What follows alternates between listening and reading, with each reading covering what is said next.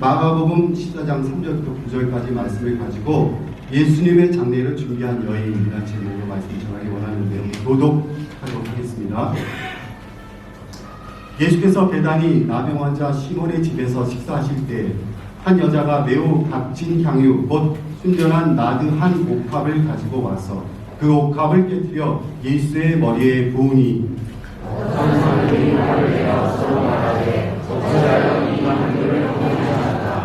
이 향유를 300데나리온 이상에 팔아 가난한 자들에게 줄 수 있었겠도다 하며 그 여자를 책망하는지라.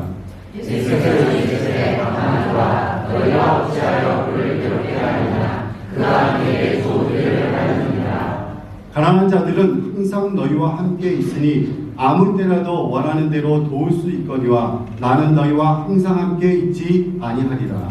그는 인하여 내 몸에 향기를 부어 내 상대를 미리 준비하리라. 다 찍겠습니다. 내가 진실로 너희에게 이르노니 온 천하에 어디서든지 복음이 전파되는 곳에는 이 여자가 행한 일로 말하여 그를 기억하리라 하시니라. 아멘. 자, 우리 성경에 보면은 이 사복음서에 동일하게 나오는 내용이 있습니다. 그건 뭐냐면은 한 여인이 이 나드향 향수를 예수님께 부어드린 이 사건이 이 마태마가 누가 요구한 복음에 다 기록이 되어 있는 것입니다. 그런데 이 사건이 동일한 똑같은 사건인지 아니면은 다른 사건을 매번 이렇게 다르게 기록한 것인지에 대해서는 이렇게 여러 사람들의 의견이 분분합니다. 그러나 분명한 것은 뭐냐면은 마태복음과 마가복음에 나오는 이 여인이 옥합을 깨뜨려 부어드린 사건은 동일한 사건이라고 이렇게 생각이 됩니다. 왜냐하면 왜 그러냐면은 시간과 그 다음에 장소와 이렇게 등장 인물이 동일하기 때문에 그렇습니다. 하지만은 이 누가복음 7장에 나오는 이 여인의 사건은 동일하게 옥합을 부어드리기는 했지만은 좀 차이가 있는 것 같이 이렇게 보여집니다. 자, 이 여인은 누가복음 7장에 보면 여인이 눈물로 예수님의 발을 적셨다고 그랬습니다. 그리고 나서 옥합을 예수님의 발에 붓고 자기 머리털로 발을 씻어 주었습니다. 자, 여기서 이제 여러 가지 좀 차이점이 나타나는데 장소가 여기 바리새인 시몬이라고 이렇게 나와 있습니다. 누가복음에는 바리새인 시몬이고 그 장소가 어디냐면은 가버나움입니다. 가버나움. 그러니까 가버나움은 북쪽 갈릴리 지방이거든요. 남쪽하고 틀리고 이런 차이점이 있습니다. 또 중요한 게 뭐냐면 이것을 예수님이 행하실 때 사역을 시작하신 초기에 이렇게 누가복음은 행한 것으로 이렇게 기록하고 있습니다. 또 중요한 또 차이가 나오는데 여기서는 발에다가 이렇게 향유를 부었죠. 그렇지만 나중에 보시면 마가복음에는 이렇게 예수님의 머리에다가 이렇게 향유를 부은 것을 우리가 보게 됩니다. 자, 그러면은 오늘 읽었던 마가복음과는 그럼 어떤 이렇게 좀 차이가 있는가? 오늘 마가복음과 마태복음은 동일한데요. 장소가 좀 차이가 있습니다. 장소가 여기는 어디에서 일어나냐면 배단이라고 나왔어요. 배단. 그리고 또 문둥병자 시몬이라고 이렇게 성경은 기록하고 있습니다. 그리고 아까 제가 말씀드렸듯이 누가복음에서는 발에다 향유를 부었지만은 오늘 본문 저희가 읽은 데서는 예수님의 머리에다가 지금 향유를 붓고 있는 것입니다. 이런 차이가 나오는 것입니다. 자, 우리 본문 말씀 14장 3절 말씀을 같이 한번 읽어봅시다. 시작. 예수께서 배단이 나병 환자 시몬의 집에서 식사하실 때 한 여자가 매우 값진 향유 곧 순전한 나드 한 옥합을 가지고 와서 그 옥합을 깨뜨려 예수의 머리에 부으니. 이렇게 되었습니까? 예. 여기서 우리 또 중요한 차이점을 한 가지 발견하는데 여기 본문에는 정확히 나와 있지 않지만 아까 제가 누가복음에는 예수님의 사역 초기에 그 일이 일어났다고 이렇게 되어 있는데 지금 오늘 이 사건은 이제는 예수님이 며칠 안 있으면은 십자가에 달려 돌아가시기 바로 전에 이 일이 일어났다는 사실입니다. 그러니까 이 예수님의 사역 마지막에 일어난 사건으로 우리는 이해할 수 있습니다. 자, 그런데 이 사건이 또 어디에 나오냐면 요한복음에 나오는 것입니다. 근데 요한복음에 나오는 이 동일한 사건은 동일한 사건으로 여겨집니다. 그런데 몇 가지 좀 차이점이 있어요. 그 중에 한 가지가 뭐냐면 등장인물이 틀리다는 거예요. 여기서 오늘 마태복음과 마가복음에는 한 여인이라고 기록하고 있지만은 요한복음 12장에서는 나사로의 여동생 마리아라고 정확하게 이렇게 기록하고 있는 것을 보게 됩니다. 예, 그리고 장소도 베다니 시몬, 문득병 시몬이 아니라, 나병 환자 시몬이 아니라 여기 나사로의 집에서 이 일이 일어났다고 성경은 기록하고 있습니다. 오늘 여기 나사로의 집에서 일어났고, 이 여인, 본 여인은 마리아라고 이게 요한복음은 그렇게 말하고 있는 것입니다. 또 한 가지 중요한 차이점은 뭐냐면, 여기서는 또 마가복음과 마태복음에서 머리에 부었는데, 여기 요한복음에 와서는 다시 이 마리아가 예수님의 발에다가 이 향유를 부은 것으로 이렇게 나타나 있습니다. 자, 그러면은 왜 이렇게 마태복음과 마가복음이 동일한 사건이고요, 그 다음에 요한복음은 좀 같은 사건이긴 한데 왜 이런 차이가 생기는 것일까요? 정말 이 성경이 이것에 대해서 다 답을 해주고 있지 않습니다. 참 그래서 우리가 좀 어려운 점이 있는데, 많은 신학자들이 얘기하기를 지금 마태복음에 읽은 본문과 요한복음의 사건은 동일한 사건으로 이야기하고 있습니다. 단 요한복음의 저자는 요한복음에서 무엇을 강조했냐면 예수님의 하나님 되신, 예수님의 신성을 강조했기 때문에 이 신성을 더 강조하기 위해서 이렇게 예수님의 이 마리아의 사건을 여기다가 예수님이 나사로를 살리신 부활 사건 이후에 바로 이렇게 집어넣고 있지 않은가, 이렇게 설명하고 있습니다. 다시 말해서 예수님의 신성을 더 강조하기 위해서 이렇게 이 사건을 마리아가 본 것으로 이렇게 쓰고 있지 않은가, 이렇게 해석을 하고 있는 것입니다. 자, 어쨌든 간에 우리가 중요한 것은 뭐냐면은 어느 여인이 자기가 가장 아끼는 귀한 그 나드향 한 옥합을 깨뜨려서 예수님께 부었다는 사실, 이거는 변함이 없는 것입니다. 자, 그것은 또 한 가지는 뭐냐면 이 여인이 예수님의 장례를 미리 준비했다는 사실입니다. 이 두 가지 사실은 변함이 없고 동일한 것으로 우리는 보게 됩니다. 자, 그러면은 여기에 나오는 이 나드향에 대해서 여러분 다 들으셨을 텐데, 이 나드향은 정말로 비싸고 값비싼 향유입니다. 그리고 이 향유가 너무 귀하고 값비싼 것 때문에 날아가는 것을 방지하기 위해서 옥합이라는 그릇에 담아서 보관했는데, 이 주둥이를 완전히 밀폐시켜갖고 완전히 공기가 통하지 않도록 이렇게 밀폐된 그러한 이 옥합을 담아 이 나드향을 보관했다고 합니다. 그래서 나드향을 쓰기 위해서는 반드시 이 옥합을 깨트려야 합니다. 그리고 한번 깨트린 이 나드향은 한 번에 다 써야 하는 것입니다. 예. 그래서 이 이스라엘 백성들 그 당시에 이 나드향을 장례식에도 많이 사용했다는 사실입니다. 근데 오늘 성경에 오늘 본문에 보니까 이 나드향의 가치가 얼마로 기록되어 있냐면 300데나리온으로 이렇게 기록되어 있습니다. 여러분, 이 300데나리온이 얼마인지 아십니까? 1데나리온이 노동자의 하루 흠싹입니다. 노동자의 하루 일당. 그러니까 300데나리온이라는 이 가격은 우리 한국 지금 현 시가로 따지면 3천만 원 정도 되는 거죠. 3천만 원. 굉장히 큰 돈입니다. 자, 그러니까 이 여인은 자신의 가지고 있는 전부를 다 드린 것입니다. 자기가 가장 귀하게 여기는 그 전부를 주님의 장례를 준비하기 위해서 깨트려 한 번에 드렸던 것입니다.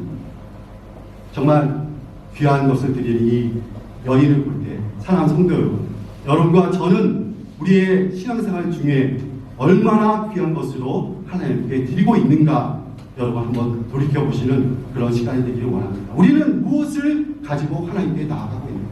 우리의 가장 귀한 것을 깨트려서 주님께 드리고 있는가를 한번 여러분 돌아보시기를 간절히 원합니다. 자, 그래서 이 본문으로 다시 돌아가서 이 본문에 나오는 여인은 나드향을 드림으로 주님의 장례를 준비했습니다. 오늘 우리는 이 본문에서 이 여인의 헌신과 관련해서 하나님께서 우리에게 주시는 귀한 메시지, 진리를 세 가지를 발견하기 원합니다. 첫 번째, 하나님께 헌신을 드리는 길에 있어서도 방해와 어려움이 있다는 사실입니다. 두 번째, 예수님께서는 이 여인의 헌신을 칭찬하셨다는 사실입니다. 세 번째는 가난한 자들은 항상 우리들과 함께 있다는 사실입니다. 이 세 가지를 우리 한 가지씩 한번 같이 나누고자 합니다. 첫 번째는 헌신을 드리는 길에 반드시 방해가 있다. 저를 한번 따라서 하시기 바랍니다. 헌신을 드리는 길에 방해가 있다. 네, 헌신을 드리는 길에 방해가 있습니다. 오늘 한 여인은 지금 자신의 전부를 들여 예수님의 장례를 준비했습니다. 하지만 주위에 있는 구체적으로 그 예수님의 제자들은 그 일을 비판하고 그 일을 이렇게 그 여인의 행동을 이렇게 비판하고 했던 것을 우리는 보게 됩니다. 평가를 내리면서 그 여인에게 화를 내고 이렇게 비판한 모습을 우리는 보게 되는 것입니다. 자, 오늘 본문 14장 4절 5절 한번 같이 한번 읽어봅시다. 시작. 어떤 사람들이 화를 내어 서로 말하되 어찌하여 이 향유를 포기하는가? 이 향유를 300개나 노래 화상에 팔아 가난한 자들에게 줄 수 있었겠다 하며 그 여자를 책망하였다. 여기 4절에 보니까 그들이 화를 냈다고 되어 있고요. 그 다음에 5절에 보니까 그 여자를 책망했다고 지금 되어 있습니다. 자, 그런데 요한복음에 보니까 이 책망했던 그리고 화를 냈던 그 사람을 구체적으로 이렇게 표현하고 있습니다. 누구입니까? 가룟 유다로 이렇게 표현하고 있는 것입니다. 예, 요한복음 12장 4절 5절에 보니까 제자 중 하나로서 예수를 잡아줄 가룟 유다가 말하되 이 향유를 어찌하여 300데나리온에 팔아 가난한 자들에게 주지 아니하였느냐 하니, 이 구체적으로 말하면 가룟 유다가 이런 말을 한 것이에요. 그리고 그 여인을 향해서 정말 화를 내고 이렇게 비판을 했던 것을 우리는 보게 됩니다. 책망을 했던 것을 우리는 보게 되는 것입니다. 자, 그런데 이 제자들이 예수님을 책망하면서 이것을 팔아서 가난한 자들에게 주면은 더 좋지 않겠느냐 이렇게 말을 했던 것입니다. 그러면서 이렇게 한 행동은 정말 낭비다, 허비다 이렇게 제자들이 이렇게 말을 했던 것입니다. 그런데 그들이 이렇게 말한 그 배경에는 정말 가난한 사람들을 생각해서 한 그런 긍휼의 마음에서 말하는 것이 아니라 그들의 마음속에는 돈의 욕심이 있었기 때문에 그렇게 말을 했던 것입니다. 실상의 그들의 마음속에는 욕심이 있었던 것이에요. 그 요한복음 15장 2장 6절에는 이렇게 나와 있습니다. 함께 한번 읽어보겠습니다. 시작. 이렇게 말하면 가난한 자들을 생각함이 아니요 그는 도둑이라 돈꾀를 맞고 거기에 넣는 것을 훔쳐 다니더라. 겉으로는 가난한 자를 생각하는 것처럼 그렇게 말을 했지만은 실상은 그들의 마음에는 딴 생각들이 있었던 것입니다. 돈의 욕심이 있었던 것입니다. 그래서 오늘 이 요한복음은 정확하게 그것을 지금 표현하고 있는 것입니다. 다 가룟 유다가 돈을 관리하고 있고 또 그 돈에서 착복하고 있었기 때문에 이렇게 반응한 것이다. 이렇게 요한복음은 정확하게 지금 표현하고 있는 것입니다. 사랑하는 성도 여러분, 우리도 주님을 따르며 헌신하려고 할 때 많은 어려움과 장애와 방해가 있습니다. 주님의 장례를 준비하는 헌신을 낭비로 지금 본 것처럼 하나님의 나라에 대한 헌신을 낭비로 보는 자들이 있다는 것입니다. 그리고 하나님의 관점에서 평가하지 못하고 세상적인 관점으로 또 세상의 경제 논리로 이렇게 평가하려는 그런 사람들이 있습니다. 세상의 경제 논리가 없었습니까? 세상의 경제 논리는 투자했으면 그 투자한 만큼 이익을 얻어내야 되고 결과가 나와야 되는 그것이 세상의 논리입니다. 인풋이 있으면 아웃풋이 있어야 돼요. 이것이 세상의 논리입니다. 그래서 결과를 가지기를 원하는 것입니다. 자, 그래서 세상은 투자 대비 성과가 얼마나 있는가, 돈을 정말 효과적으로 사용되고 있었는가를 따져본다는 것입니다. 하지만 하나님의 나라는 이런 세상 가치로, 세상 기준으로, 세상 잣대로 판단할 수 없는 것이 하나님 나라의 가치인 것입니다. 세상 기준으로 판단할 수가 없어요. 한 영혼의 가치를 어떻게 세상의 돈으로 판단할 수가 있겠습니까? 오늘 이 교회의 복음사역도 세상적인 경제적인 논리로 평가하는 자들이 있습니다. 투자 대비 효과를 따지고 효율을 따지는 그런 사람들이 있는 것입니다. 그래서 경우에 따라서 많은 교회의 자원이 정말 필요한 곳으로 흘러가지 않고 어떻게 보면은 광고 효과가 좋은 곳으로만 이렇게 흘러가는 그런 모습을 오늘 우리가 보게 되는 것입니다. 교회도 정말 세상 기업처럼 실적이 보이지 않으면은 그냥 그 후원을 하지 않으려는 그 경향을 우리가 보고 있는 것입니다. 우리가 하나님의 교회가 세상의 이 논리와 세상의 가치를 따라가서는 안 될 것이라고 생각이 됩니다. 자, 두 번째, 오늘 본문에서 한 여인의 헌신을 예수님께서 칭찬하셨습니다. 자, 우리 같이 한번 따라서 하시기 바랍니다. 여인을 칭찬하셨다. 여인을 칭찬하셨다. 자, 우리가 앞에서 살펴보았듯이 제자들은 여인의 행동을 책망했습니다. 하지만은 예수님은 이 여인의 행동을 칭찬하셨다는 것입니다. 특별히 여인이 행한 일을 가지고 이 여인이 좋은 일을, 나에게 좋은 일을 했다고 이렇게 예수님이 평가를 하셨습니다. 우리 함께 14장 6절을 한번 같이 한번 읽어보죠. 시작. 예수께서 이르시되 가만히 두라. 너희가 어찌하여 그를 괴롭게 하느냐. 그가 내게 좋은 일을 하였느니라. 예수님은 그렇게 평가하세요. 이 여인이 내게 좋은 일을 하였다. 다른 사람에게 한 것이 아니라 바로 그리스도 예수께 좋은 일을 하였다고 지금 이 예수님이 평가하고 계시는 것입니다. 그러면서 더 한 번 더 칭찬해 주셨습니다. 뭐라고 칭찬하십니까? 이 여인이 나의 장례를 미리 준비해 주었다. 이렇게 하면서 칭찬해 주신 것입니다. 우리 8절 말씀 한번 같이 한번 읽어보겠습니다. 같이. 시작. 그는 힘을 다하여 내 몸에 하늘을 부어 내 장례를 미리 준비하였느니라. 자, 여기 이 여인은요, 여기 성경에 분명히 나와 있죠. 그냥 드린 것이 아니에요. 힘을 다하여 최선의 것을 하나님께 드린 것입니다. 그의 여인의 최선의 것, 최상의 것, 그의 전부를 주님 앞에 드렸던 것입니다.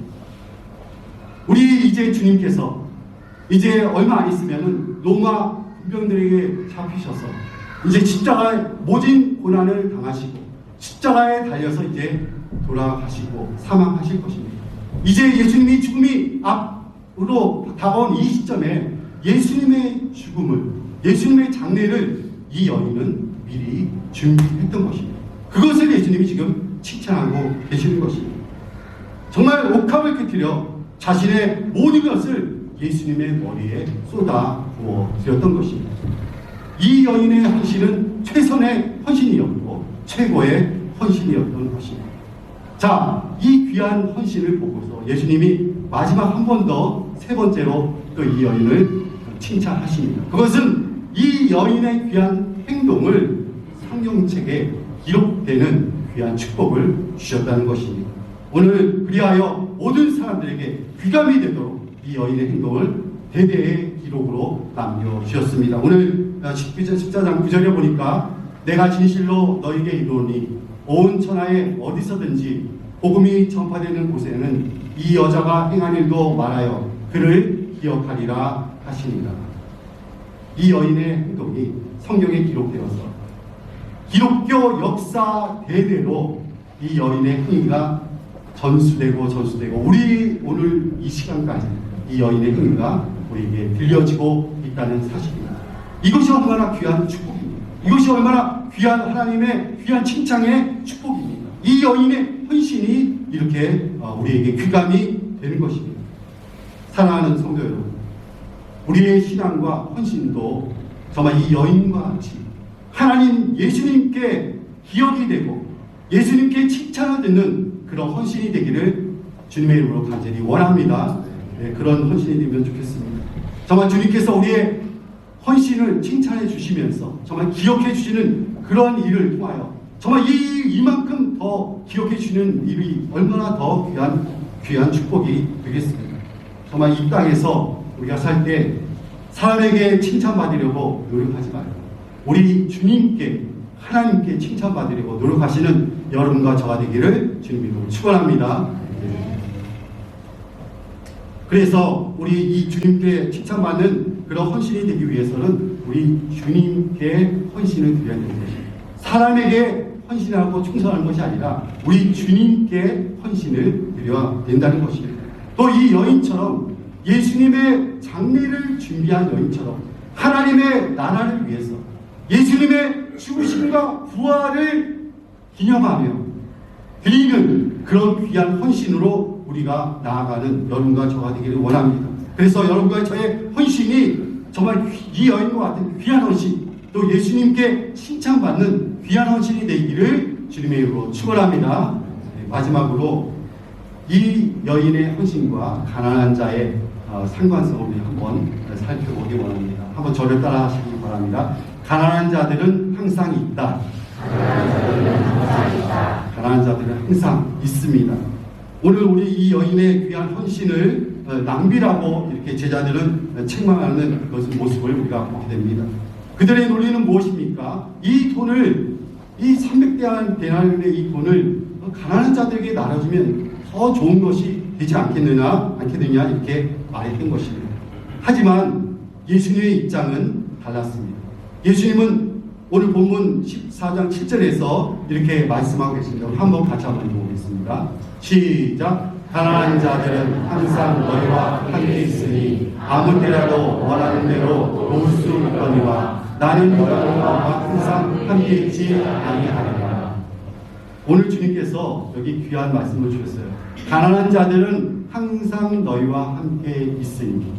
이 말씀이 예수님이 하신 이 말씀 정말 맞습니다. 가난한 자들은 인류의 역사 유사 이래 항상 있어 왔어요.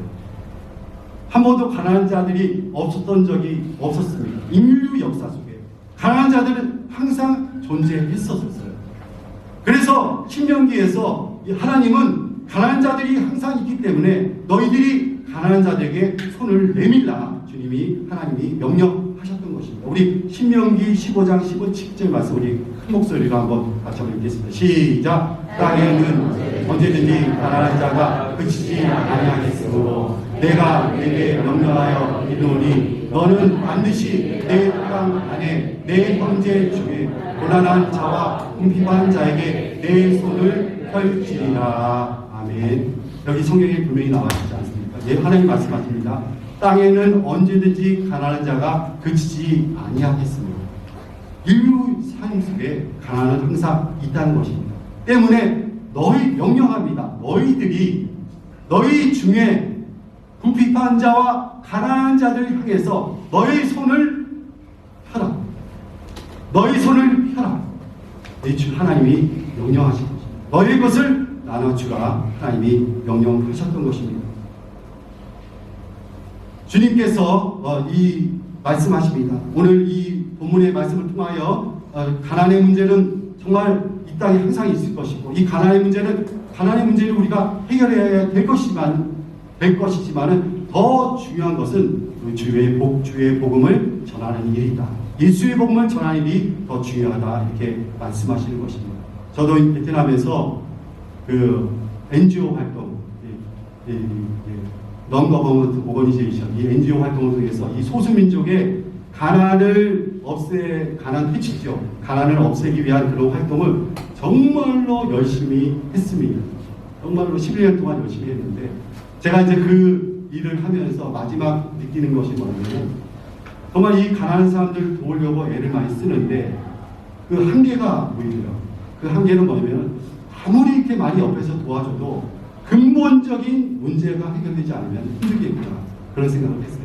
그건 뭐냐면은 그들 자신의 생각과 그들의 세계관이 바뀌어지지 않으면은 아무리 갖다 줘도 아무리 쏟아부어도 효과가 별로 없구나. 그것을 저는 많이 느꼈습니다. 하지 말라는 것이 아닙니다. 물론 우리가 다 해야 됩니다. 하지만은 더 중요한 것은 그들의 생각과 세계관이 변화되어야 된다는 거죠. 우리의 생각과 세계관이 변화되는 거 무엇밖에 없냐면 예수의 복음밖에 없습니다. 사람이 변화되는 거 십자가밖에 없는 거예요. 십자가. 자, 제가 오래전에 읽은 소설이 하나 있는데 동물농장이라는 소설입니다. 읽어보실 분이 있죠. 동물농장에 보면은 한 농장이 있었는데 그 농장에서 동물들이 다 반란을 일으켰습니다. 그래서 주인 존슨이라는 주인을 대어 쫓고 그 농장을 다 차지하고 그 농장을 운영하게 됩니다.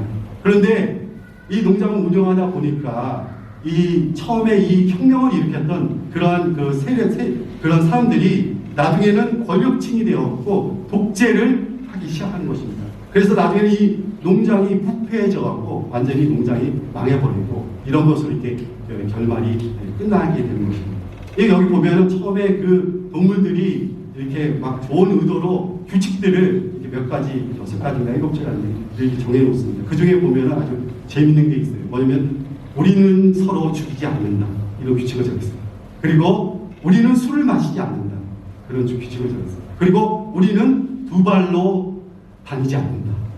그들은 동물이니까 네 발로 다니지 않습니다. 근데 두 발로 다닌다는 건 뭐냐면 사람 흉내를 낸다는 거죠. 그래서 사람 흉내를 우리는 내지 않는다. 이렇게 했는데 이런 규칙을, 좋은 규칙을 잘 정해놨는데 나중에 시간이 흐르고 나서는 어떻게 되냐면 이런 규칙을 아전인수격으로 해석을 하는 거예요. 자기 좋을 대로. 그리고 이 규칙을 자기가 필요하면은 이 규칙을 바꿔버립니다. 바꿔버려서 자기가 좋은 대로 이렇게 바꿔서 이렇게 독재를 하게 된 것입니다. 자, 이 소설은 무엇을 비유해서 쓴 소설이냐면은 이 구소련의 소비에트죠. 구소련의 이 사회주의 이 나라를 이룬 구소련의 부패와 그런 실패상을 고발하기 위해서 이 조지 오웰이라는 사람이 이 소설을 이렇게 쓰게 된 것입니다. 다시 말해서 정말 과거의 구소련이 사회주의 이상국가를 꿈꿔왔지만은 결국 전체주의 사회가 되고 말았다는 것을 이 소설을 통해서 조지 오웰은 고발하려고 했던 것입니다. 어떤 정치 체제가 인간의 가난의 문제를 해결할 수 있을 것 같지만은 현실적으로 불가능하다고 저는 생각합니다. 왜 그렇습니까? 인간의 마음속에 있는 탐욕, 이 탐욕의 문제를 해결할 수 없기 때문에 아무리 좋은 정치 체계가 있어도 유토피아를 만들 수가 없는 것입니다. 그렇기 때문에 어느 체제든지 가난한 사람은 항상 존재하는 것입니다. 자, 그러면은 이 가난의 문제를 어떻게 해결해야 합니까? 가진 자들이 나눠줘요. 그거밖에 없어요. 그래서 하나님께서 신명기 말씀을 통하여 말씀하십니다. 너희 중에 가난한 자들이 끊어지지 않을 것인데 너희의 손을 펴서 너희의 가진 것을 나눠주라고 우리 하나님이 명령하신 것입니다. 그런 하나님의 명령을 실천하는 사람 누구가 되어야 됩니까? 우리 그리스도인이 되어야 될 줄 믿습니다. 여러분과 저가 예수님의 하나님의 명령을 받들어 나눔을 실천하는 여러분과 저가 되기를 주님의 이름으로 축원합니다. 자, 마지막 결론을 맺겠습니다.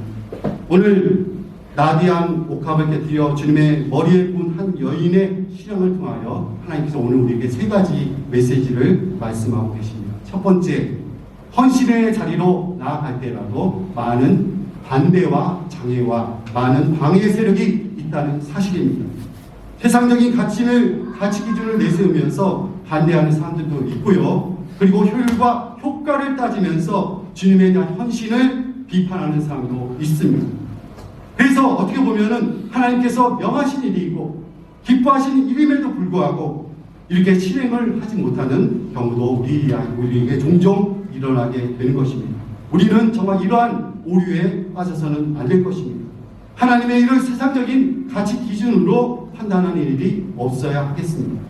두 번째, 주님께서는 이 한 여인의 헌신을 칭찬해 주셨습니다. 주님께서는 이 행동을 보시며 나를 위해서 한 행동이라고 칭찬해 주셨고 나의 장래를 미리 준비한 일이라고 하면서 예수님께서 칭찬해 주셨습니다. 우리도 사랑하는 성도 여러분, 저희도 주님과 우리 한 여인과 같이 주님께 칭찬받는 자들이 되기를 주님의 이름으로 축원합니다. 이번 주가 이제 고난 주간인데요. 정말 이 통 큰 헌신을 통해서 이 고난 주간에 하나님께 정말 우리 통 큰 헌신을 통해서 하나님께 드림으로 하나님께 칭찬받는 귀한 은혜가 있기를 간절히 원합니다. 이 물질만을 말씀드린 게 아니에요. 우리 헌신을 할 때 물질만을 말하는 것이 아니라 무엇을 헌신할 수 있냐면 시간을 드릴 수가 있는 것입니다. 시간을 드릴 수가 있어요. 자, 월요일부터 금요일까지 우리가 이제 특별 기도회를 가지는데, 여러분 시간을 좀 들여서 정말 이 자리에 나오시기 바랍니다. 시간을 드릴 때 이게 귀한 헌신을 받으시고 하나님이 칭찬하시고 여러분을 정말 더 복된 자로 만들어 주실 줄 믿습니다. 자, 두 번째가 칭찬받은 자고요. 세 번째, 주님께서 가난한 자들이 너희와 항상 함께 있을 것이라 말씀하셨습니다. 가난한 자들은 우리의 삶과 우리의 주위에 늘 공존하고 있습니다. 주님께서 우리에게 말씀하십니다. 너 있는 것을 나누어줘라. 나누어줘라. 주님께서 말씀하십니다. 지금 이제 우리가 다음 주일이 이제 부활주일인데, 제가 광고 시간에 말씀드렸듯이 부활주일 지나고서 이제 한 주간 우리 부활축제, 우리 이웃과 함께하는 행복으로의 초대를 하게 됩니다. 이것도 나눔이에요. 나눔이니까 하시고, 이제 돈이 없거든 날 여러분 제가 제안을 합니다. 한 주간 한 끼를 여러분 금식하시기 바랍니다. 금식하셔서 그 금식한 돈으로 이렇게 좀 더 플러스해서 우리 이웃과 함께 식사를 하시고 주님의 부활의 기쁨을 함께 나누는 여러분과 저가 되기를 주님의 이름으로 축원합니다. 또 한 가지, 또 우리 지금 미얀마에 큰 지진이 나서 지금 어려움에 처해 있는데, 미얀마 선교사님들한테 물어보니까 무엇이 가장 필요한가 했더니 지금 가장 필요한 것이 이 태양광 판넬, 태양광 설치가 가장 필요하다고 합니다. 왜냐면은 지금 전기시설이 다 무너져갖고 완전히 밤이 되면 칠흑 같은 얼음이고 완전히 깜깜한 세상인데 전기가 없는 거예요. 살 수가 없는 거예요. 물도 물론 필요하겠지만 전기가 없어서 태양광 판넬이 필요하다고 저에게 부탁을 해왔습니다. 우리 교회가 이 일을 돕는 일에 우리가 주님의 손을 이렇게 내미는 일이 있길 간절히 원합니다. 제가 이 슬라이드 사진을 몇 장 한번 준비했는데 한번 같이 한번 보시기 바랍니다. 자, Pray for 미얀마 하면서 미얀마를 위해서 기도해달라고 왔습니다. 만달레이라는 지역이 가장 파괴가 많이 됐거든요. 자, 보십시오. 이렇게 집이 다 무너져 버렸습니다. 전수주가 다 무너졌기 때문에 전기가 지금 공급이 되지 않고 있습니다. 그다음, 도로가 완전히 다 이렇게 끊어지고 폐파됐습니다. 지금 도로가 무너진 장면이고요. 그다음, 집들이 다 무너져 버렸습니다. 자, 가옥들이 다 무너졌고요. 그다음, 도시의 건물들이 다 이렇게 무너져 내려갔습니다. 그다음, 이것이 한두 채가 아니에요. 만달레이 도시 전체가 거의 이렇게 지금 폐허가 되어 있는 상태입니다. 이렇게 다 무너져 버렸습니다. 그래서 물도 이제 갖다 주는 그런 상황이 있는데,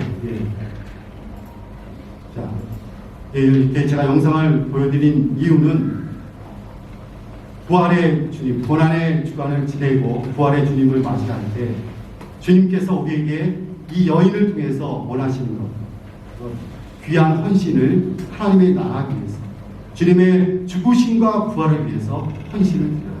우리의 마음을 드리고 우리의 손을 내밀어서 정말 어려운 자를 돕는 은혜가 있기를 간절히 원합니다. 그리하여 우리의 귀한 헌신을 하나님이 칭찬하시고, 그리하여 우리의 삶이 하나님께 영광을 드리는 귀한 삶으로 나가는 우리 한우의 성교교회 성도님들이 되기를 주님의 이름으로 축원드립니다. 축원드립니다. 찬양하며 나옵니다.